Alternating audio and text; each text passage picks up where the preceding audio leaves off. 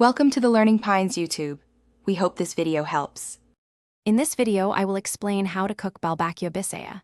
This hearty Filipino stew is a true comfort food, known for its rich flavor and tender beef.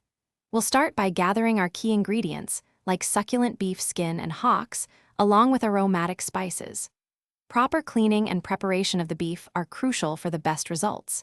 Then, we'll marinate the beef to infuse it with a delicious base flavor before we begin the slow cooking process. The secret to a perfect Balbacua Bisaya lies in its slow cooking. We'll simmer the beef skin and hocks in a large pot for an extended period, typically 3 to 4 hours, until they are incredibly tender and almost melt in your mouth. Remember to regularly skim off any foam or impurities that surface to ensure a clear and flavorful broth. Incorporating fresh ginger, garlic, and onions early on will build a robust aromatic foundation for our stew. Once the beef is tender, it's time to build the signature flavor and texture of Balbacua Bisaya. We'll add annatto seeds or powder, which not only impart a beautiful reddish-orange hue, but also a mild, earthy note.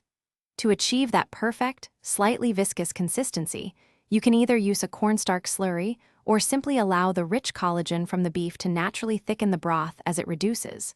Don't forget to season generously with fish sauce, salt, and freshly ground black pepper. As our Balbacua Bisaya finishes cooking, we'll add those crucial final touches that elevate its presentation and taste.